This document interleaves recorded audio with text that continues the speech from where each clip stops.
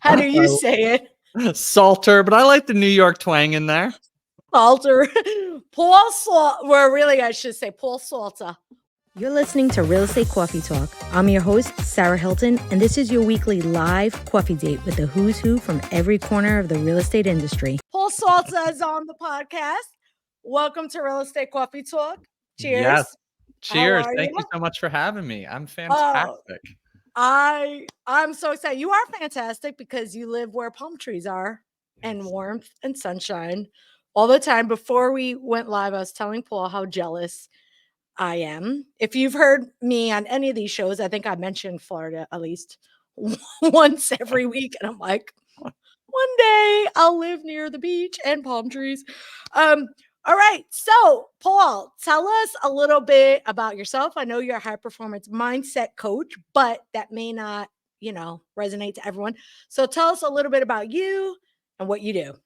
Absolutely. So my life story is quite a roller coaster ride of fun and adventure that begins with having you and the audience picture a 16-year-old multi-sport athlete who was a whopping maybe 5 feet 3 inches tall and 110 pounds, struggling mightily to keep up Whoa. with every single one of his friends and peers who were bigger, stronger, and faster. And fortunately, he began to connect the dots, and he'll give his mom all the credit in the world, like he's supposed to, between Course. the food he ate and how he performed. He already began to develop a passion for lifting weights, and he started to notice if he made better food choices, despite being one of the smallest kids on the field or the court, he was keeping up with or even outperforming his peers who were far bigger, stronger, and faster. And, one of the positives of this story is he grew to be 6 feet tall. So eventually he hit that growth spurt.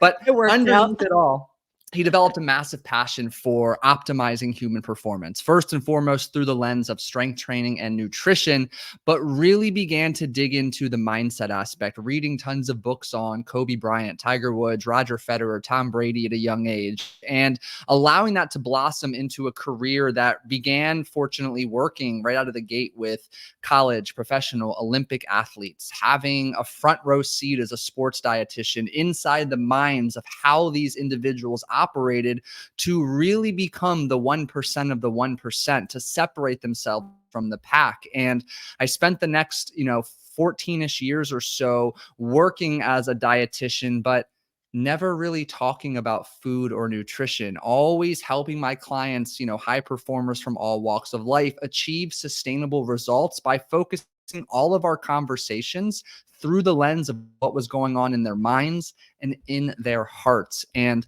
simultaneously during this coaching venture, I took a little detour playing professional poker. And it was here that I first and foremost realized just how much my own mindset was getting in my way of success, despite studying voraciously, having a technical coach to help me with the X's and O's of the game.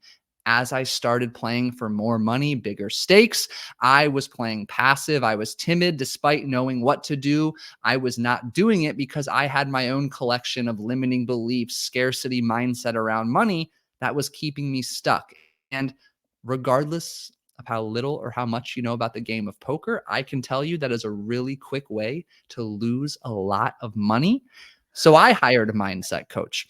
And not only did she dramatically help me improve my poker success, but professionally and personally, she transformed my life for the better.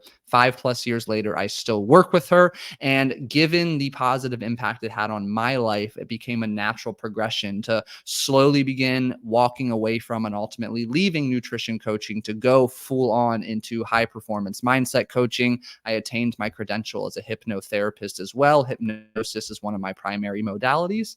And here we are today.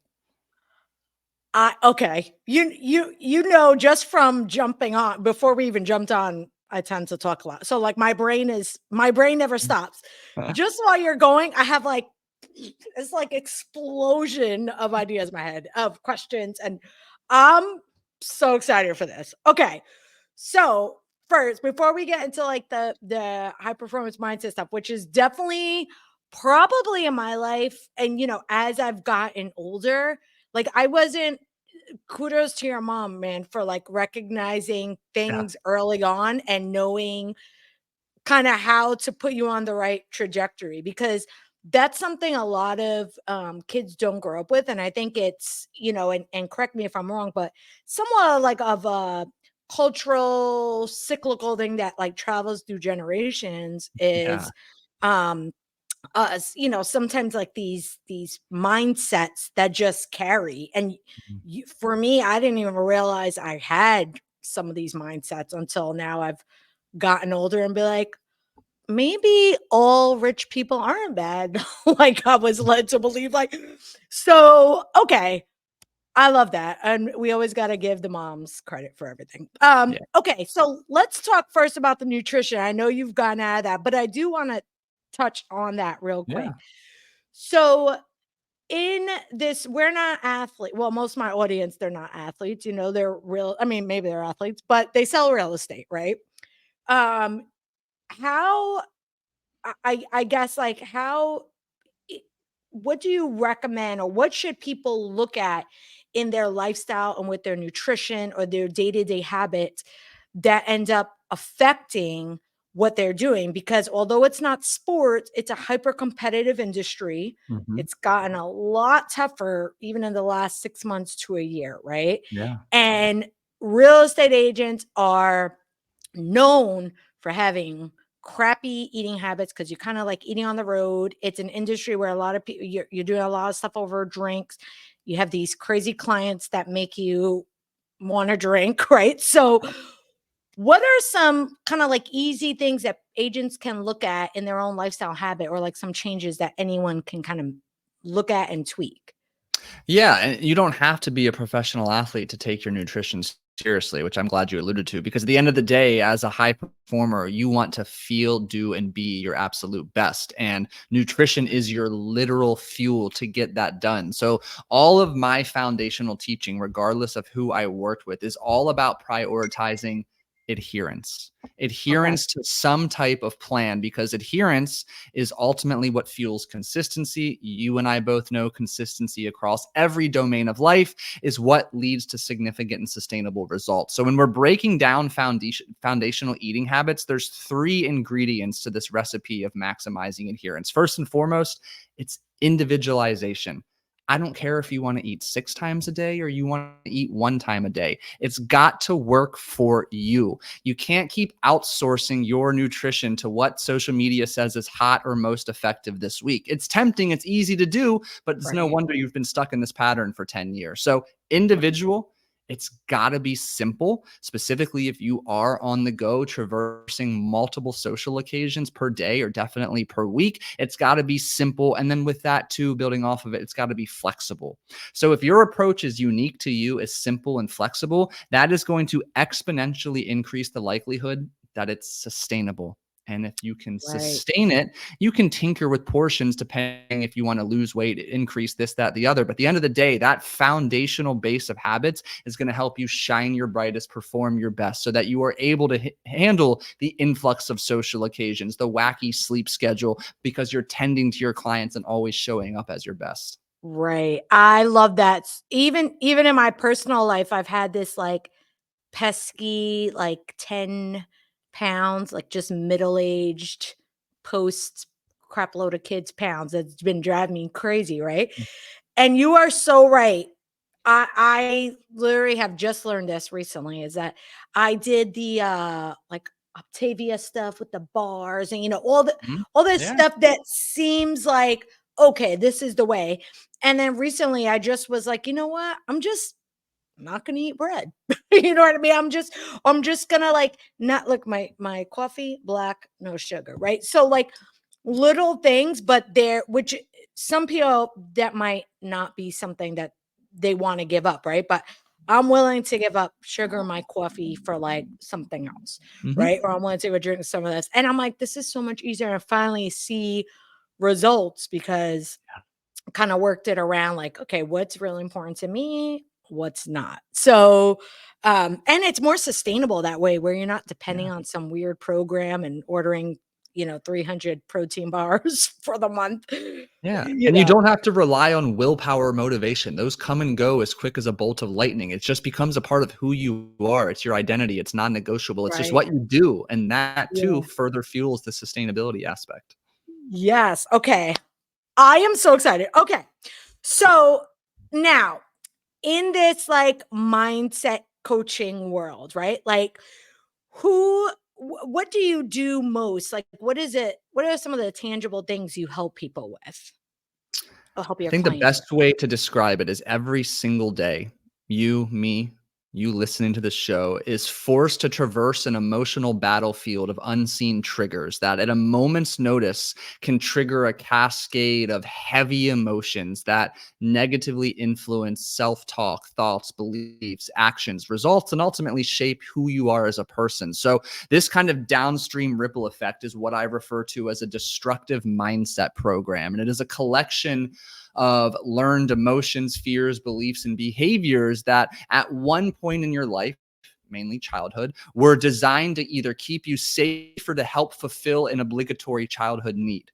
The only problem is we fast forward a couple decades and they're not only no longer serving us, but they are likely counterproductive and holding us back, almost sometimes feeling like this invisible gravitational like force is keeping you stuck from doing what it is you know you need to be doing. And we live in an age where we can get anything from the healthy, high protein cheesecake recipe to the literal blueprints of NASA's latest rocket design on Google for free in a matter of milliseconds. And yet every single one of us who feels stuck feels like we have this lack of information problem when it couldn't be further from the truth. We have more information than we know what to do with. The problem is a mindset program problem. There is, whether it's a fear of failure, success, judgment, embarrassment, or rejection, whether it is procrastination, coping, numbing, avoidance, perfectionism that is keeping you stuck in this pattern. If you don't get to the core reason of why these destructive programs continue to be triggered, you're going to remain stuck in this pattern of mediocrity. So my job is to help everyone I work with uncover and understand when, why, and how these programs came to be, and then to work with them to either unlearn them or to upgrade them so that now they work for you rather than against you. Okay. Oh my gosh. Okay. I love that. So when you like work with people, what are I guess like I know what I've seen and heard and what I feel like I struggle with, but what are some of like the most common mindset blocks that keep people stuck? Like what are those kind of common areas, I guess?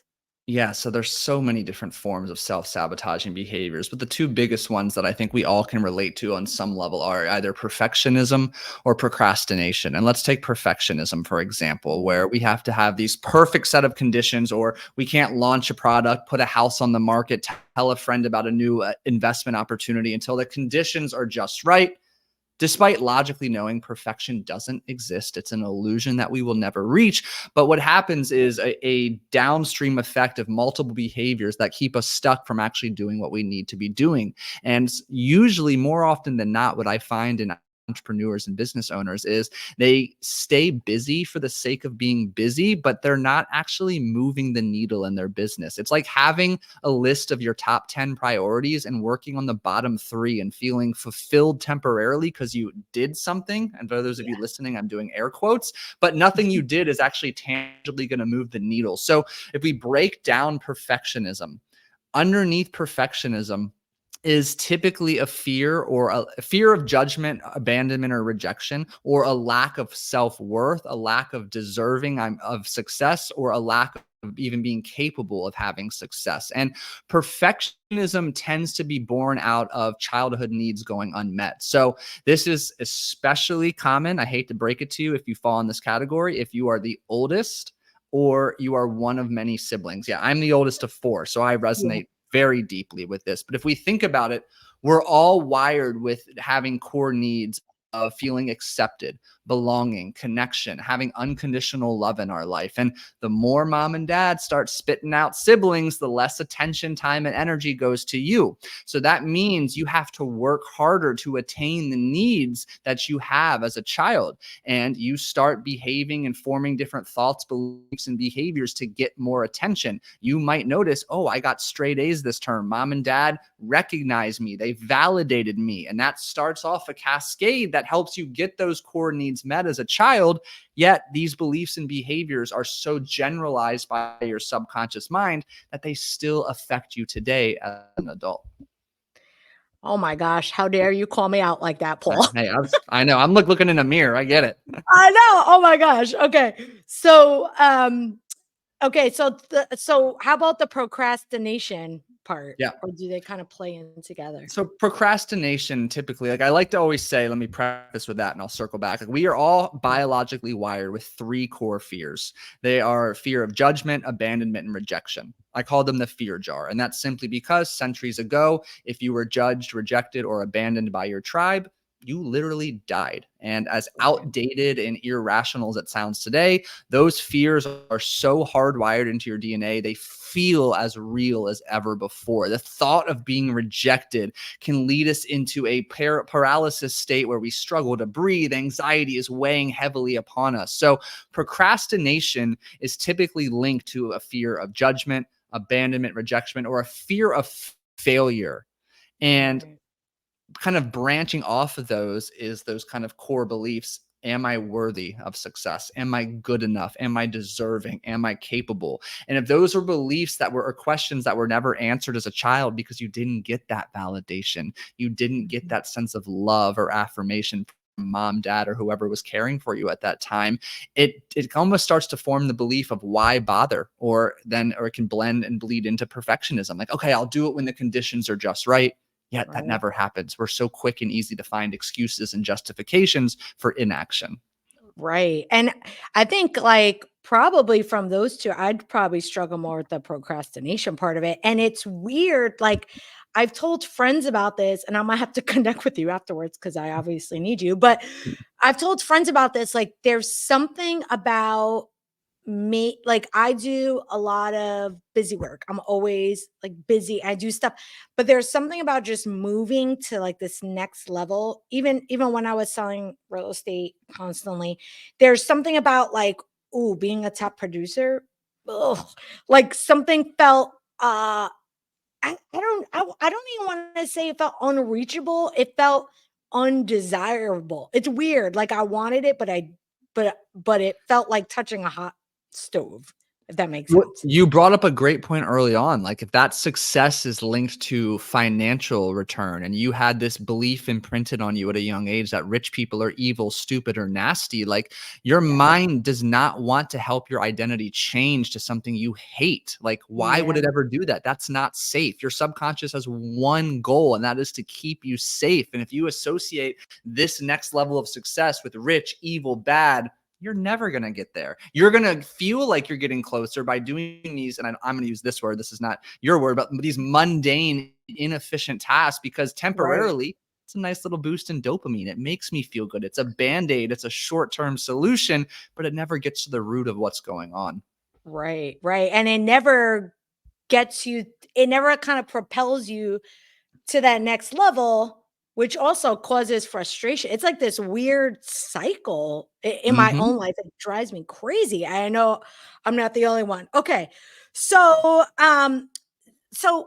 here's one thing I'm curious about, right?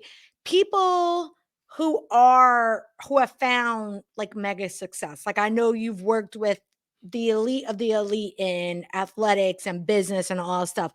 I guess, and I don't know if this is everyone's assumption, but I'm sure people have thought it. I think we think that people at these high levels don't struggle with these same things. Yeah. What can you tell us about that? Yeah. So the humbling truth I've uncovered in 15 years of coaching is that we're all hardwired the same.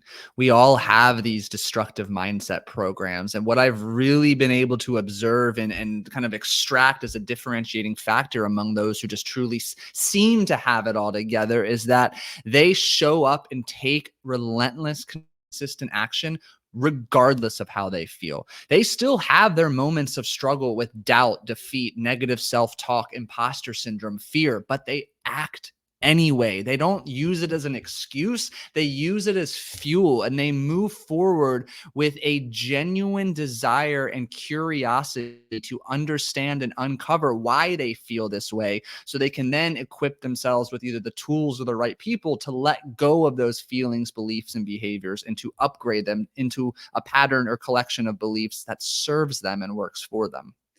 Right. So is that something you do in your business, like getting someone who maybe struggles with it? Like, I keep using myself as an example, struggles with it, from letting those thoughts stop them, and you get them to that level where they end up using it as fuel. Is that kind of like what you do? Yeah, that's a one great way and great lens to look at it, because even underneath that, like the three questions that have to be answered with like a resounding hell yes are: I believe in myself, I am worthy, I'm deserving, and this is the fourth one actually, and I'm capable. And Right. so many of us like can't answer that with a resounding yes. Like on paper, logically, we can journal about it all freaking day, but at the end of the day, like, the moment you say, yeah, of course I believe in myself, and your chest immensely tightens with anxiety, like there's a huge disconnect or incongruency there. So my job is really helping unearth when, during the moments of these individuals' lives, did they learn it wasn't safe or okay to believe in themselves, to bet on themselves, to go all in on themselves, to play big, not play small and passive. And we work to uncover and do the necessary healing or transformative work so that they can confidently say, like, absolutely, I believe in myself, I'm capable. It's a matter of time before this next level happens. Right. Okay. So, two follow-up questions after that. One, so do you believe, I would say like sell the score, and I think I know what you're going to say, but do you believe like any any person, it doesn't matter kind of your, I guess, let me think about real estate agents, right? Any real estate agent that is like, man, I'm stuck at like 12 closings a year, but I want to get to 24. Why can't I do that? Do you think it's like any person can get to that level where they are now in a high performance mindset? Or do you think that some people just will always stay stuck? Like, is it available, I guess, to everyone? It's available to everyone, yet most Oh, people will stay stuck because you're not stuck, you're just yeah, afraid. And like got that's it. the humble truth there. Because like, let's use as an example, like, who you are as a 12 closings per year real estate agent is vastly different than who you are as a 24 closings per year agent. Your entire identity has to change. And Right. like the example I always like to give that I think will be transferable and relatable here, like, let's imagine that you are currently an overweight individual. And I promise this Mhm. will connect and make sense. Like, if your family, your siblings, and your close friend group is all overweight, and you start dieting because you want to not only lose weight, but feel better and be healthier, you're going Mhm. to automatically begin running up to some invisible resistance that makes this incredibly difficult to do. Because just like we're all biologically wired with those core fears I mentioned, we're also all biologically wired to belong. We want to belong to a tribe or community. Again, centuries Right. ago, it was a prerequisite for our survival. So fast forward now back to this example, who you are as an agent, doubling your number of closes per year, you're a vastly different person. And that probably Mhm. means your social circle needs to change, how you speak to yourself, how you spend your time, your routines also have to undergo a massive upgrade. And that's not only challenging, but it's fucking scary because you might have to leave people behind. Right. Yeah, with the overweight example, definitely I think a lot of people struggle with that when it comes to like the quote unquote like money circles they're in. Mhm. Like 12 homes, you're selling 12 homes a year, maybe you're just, depending on market you're in, you're just shy of six figures. You're like an okay agent, right? And maybe if your family is middle class, lower middle class, or your friends are in this thing, then you start moving to this other level of success. And for lack of a better word, you either have like quote unquote haters, or you have people with the must be nice. Oh, Mhm. Sarah really thinks she's something, or oh, money. I never really wanted luxury cars, all that. And that I would imagine. Okay, so I'm gonna use an example. I got a couple of years. I bought an Infinity SUV, right? Not. I didn't even have a car growing up, right? So my husband used to manage dealerships. We got a really good deal on it. But here's the difference between him and me, which he's all into this stuff that you're into. We came home with it, pulled in the garage. It was a used, but okay, well, I'll tell you the story. So we pull it into the garage, and my neighbor across the street was like, "Whoa, Sarah, nice car." My husband, thank you. Immediately me, oh, it's 2 years old. My husband got a deal on it. We have to call around. We got the best deal, automatically. Or like when someone tells me a nice shirt, I'm like, oh, I got it for $5 because, You're or I have like these, justifying and yes, downplaying your yes, success. downplaying the success. And yeah, so I would think even when you get to this other level, you have to kind of be comfortable, yeah, with not that you have to change your friends because you make more money, but if people don't like the fact or don't accept the fact that you have found success the hard way, because there's no easy way to success, Yeah. then yeah, you may have to like unstuck yourself from those social circles, which are sometimes family, Yeah. which make it hard. Yeah, you bring up such a great point because, like, in that situation, you should feel damn proud. Like, you worked hard, you got the car, like, yet you want to remain humble, of course, because that's what keeps Right. you focused and continuing to do the right things to grow. So there's this moment where you have to inevitably learn how to grow comfortable in the discomfort of saying thank you and like biting your tongue, shutting your mouth, because I'm proud as hell of what I accomplished, yet and that's it. Like, you don't need to justify it. No one knows the long hours, the pain and hardship you've overcome. So you Right. should feel proud. But when trying to articulate it, like, the right people understand. If people are Right. pestering you and trying to pry out of you and dig into this, why you made this decision, like, now all of a sudden they're tapping into your inner peace. And you have to learn how Right. to put up the walls to protect yourself, the boundaries to keep your sanity and your energy. Right. That's so good. Okay.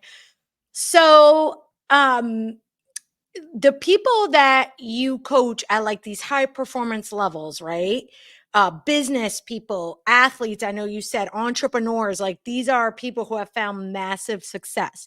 Do you think that once they've unlocked this, that it's something that now they just coast, or is it constant Mhm. mindset work to kind of kind of keep where they're at or Great keep growing? question. And one clarification I'll share, like, as fortunate as I've been to work with some incredibly successful people, like, meeting people of all stages is where I'm most gifted, because anyone who truly aspires to do, be, and achieve more is a perfect freaking client of mine, because I know they Right. have that hungry growth mindset and mentality. So again, just keeping in mind there that it's a desire to be great. That is the only prerequisite of working with me. With Right. that said, absolutely not. It is just like your muscles in your body in the gym. This mental muscle, this mindset that you cultivate that is impenetrable to outside noise, negativity, and nonsense is a constant daily priority to cultivate, to sharpen, and to protect. And I'm very fond of the expression, with every new level is a new devil. And you are going to inevitably run into patterns, programs, and surprises that you were expected and unexpected that will attempt to derail your success, that will make you feel so uncomfortable with perhaps the speed of financial success you've accumulated that they will try to be the catalyst for your downfall. So it's constant work to Right. protect yourself and to feel and cultivate safety at each new level of success. That's so good. And I think that helps. I think that helps, I guess, like my mindset. I don't know about our listeners or watchers, but sometimes you see someone like a LeBron James or Beyonce, or just like someone doing really well in business, and you're like, okay, this is what I've done.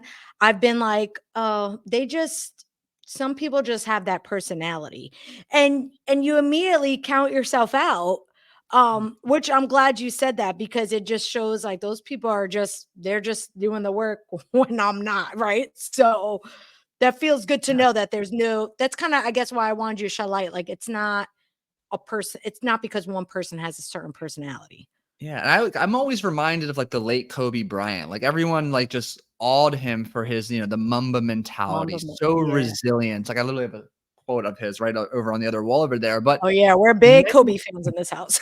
Awesome. Yeah. Many people realize though that 4 a.m., this man alone most of the time would shoot thousands of shots every single day. And like, I'll let you do the math. If you can shoot 2-ish, 3-ish shots a minute, like just begin to add up Crazy. how much time he spent alone forging that mindset that allowed him to truly exude greatness in the moments that matter most. Right, right. Yo, that's so true because a lot of that's what we're not seeing, I Yeah. guess, right? When you see success, you're not seeing all the grind, you're seeing the success. And yeah, that helped me a lot. Okay, so what are some of well, let me ask you this. What are some like quick simple strategies, and we may have touched on this real quick, but simple strategies to kind of stop the self sabotage or to even notice it, to even like pinpoint that that's what's happening. So the best and probably the only environment that you're going to be able to begin slowing down to unpack this is to consistently create a routine where you can cultivate stillness, silence, and solitude. This can look like journaling, meditation. It can look like a walk with your dog. But you need a quiet space where you're able to effortlessly turn down the emotional volume of your brain so you can really unpack what's going on. And, I'm a big fan of journaling. It doesn't have to fit for you, but some type of practice like that where you're able to sit with yourself, your thoughts, and begin to kind of pull back each proverbial layer of the onion and understand what's going on. That is what I have found to be most helpful. I'll second that with saying that the best way to accelerate results is to ask for help. And that's where hiring a coach comes into play. Oh, 1000%. We're gonna get to that. Don't worry, everyone. I'm gonna tell you how to work with him because I'm gonna call him myself. Okay. So what are some of the changes like clients that you've seen from the most inexperienced in this all the way up? Like, what are some of the changes you've been able to recognize in them? Yeah, so I'll give you one really cool story. This woman, she identified as a mom with a hobby. This is very important. This is how she labeled herself, already setting herself up for failure or mediocrity.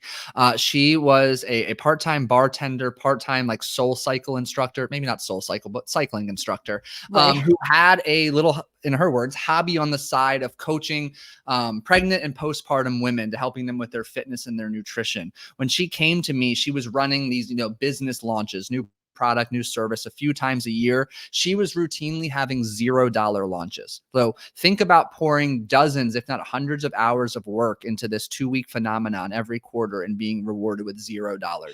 Yeah. Within a couple of months of working together, she had consistent $10,000 launches because we were able to identify a couple of her biggest, I like to also call them like emotional or mental hazards of her mind. So first and foremost was that label. If she continued to identify as a mom with a hobby, it kept her safe. It prevented her from going all in, being truly Exactly. committed, not 1 foot in, 1 foot out. And when we were able to let go of that and to passionately describe herself, I believe now she goes by like the fitness doula. But she was a business owner. She's a badass. She knows what to do. She's got a long laundry list of client success stories. So changing that label was profound because it helped her identify and feel more ease doing what she needed to do to grow her business. And lo and behold, she's Yeah. kicking ass. Another example that comes to mind, as I have a CEO and founder of a marketing company who bounced from foster care to foster care home for the first 9 years of her life.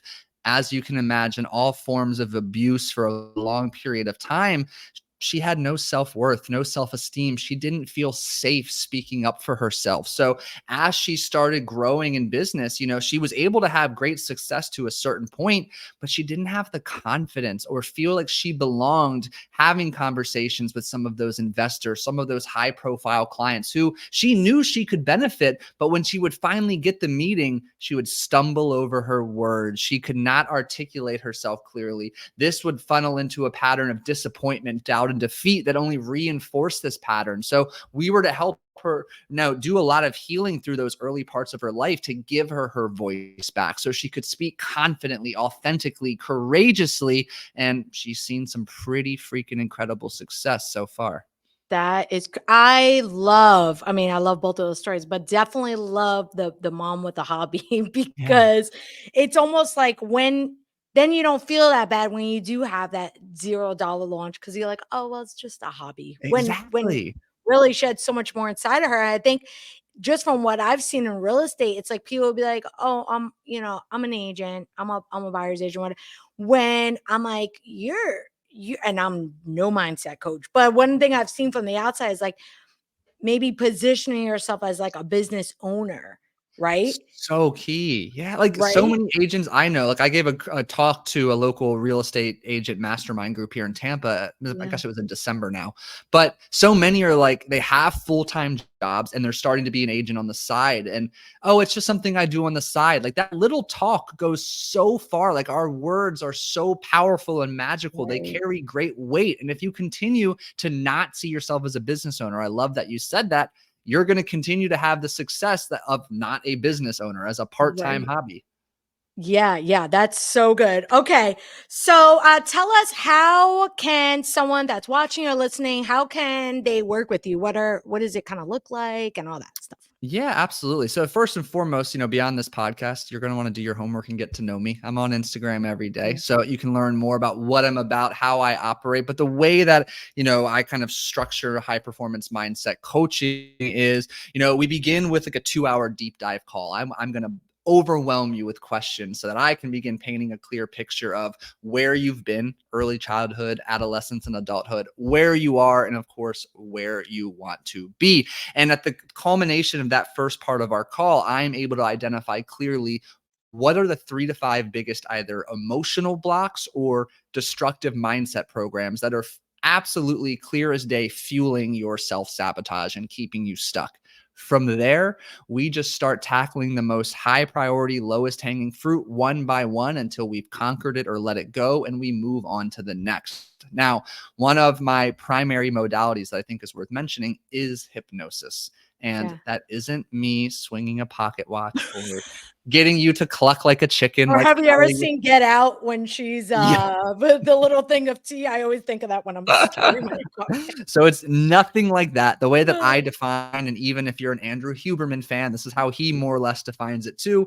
Hypnosis is a state of deep relaxation with the intention to make positive change. So really the way you can think about it is a deep guided meditation with a coach who truly cares about your success and will push you and take you wherever you need to go to get that. Because every step of the way, you're awake, you're alert, you're conscious, you're in control. But Right. the beauty or the magic behind hypnosis, if you will, is when you're in this deeply relaxed state, number one, you're able to quiet the noise of that inner judgmental, critical voice of your conscious mind, the one that says, this will never work, that's stupid, you're not worthy. Yeah, you bypass all of that nonsense. And two, you connect directly with your subconscious mind, which is where your creative power and intuition reside, but also your memories, your emotions, your beliefs, habits, and values. So through hypnosis, we can safely, rapidly, and effectively get to the origin of when, why, and how you learned these sabotaging behaviors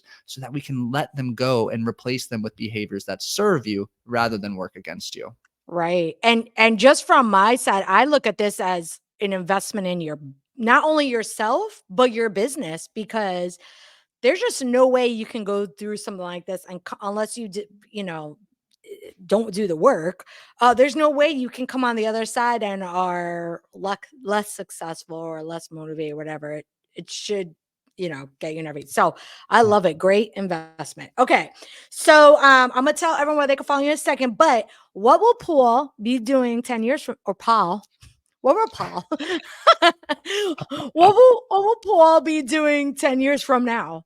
10 years from now, Paul will be spending a lot more time with his family and children, and not Wow. only continuing to do what he does in an online capacity with his one-on-one coaching, but a lot more community speaking events. So I do Yeah. quite a bit of speaking here locally in Tampa, St. Pete now, but that will continue to grow across the country as I also continue to work more with competitive and professional golfers. Yeah. Ooh, I love it. Okay. I love it. I'm so excited. We got to do some more stuff together. But for now, go on Instagram, follow Paul at Paul Salter Coaching. And then you'll want to go to his website, which is unstuckyourselfmindset.com. You can learn all about him there. But go ahead, go be his friend on Instagram, kind of see how he is.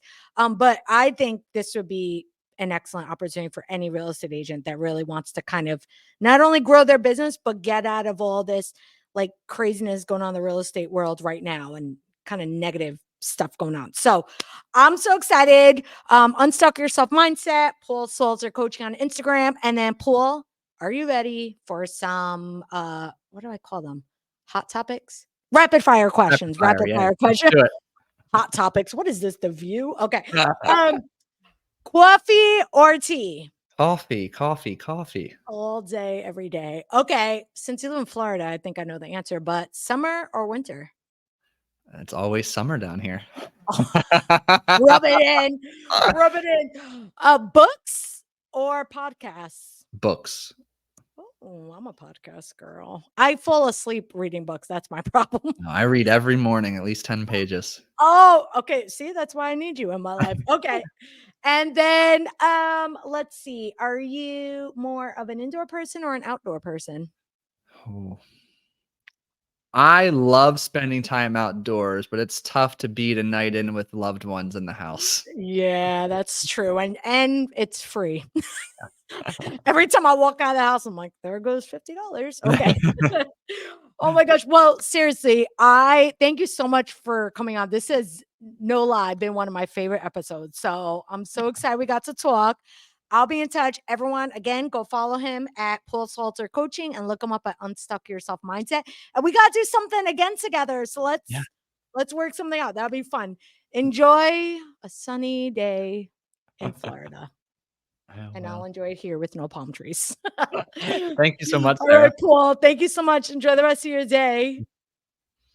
All right, bye. Thanks so much for listening to this episode of Real Estate Coffee Talk. If you enjoyed it, please take a moment to subscribe and leave us a review. It really helps. If you'd like to be featured on the show, you can get that information right in the show notes. Be sure to tune in next week for another new episode. And until then, keep your dreams big and your mugs full. See you next week.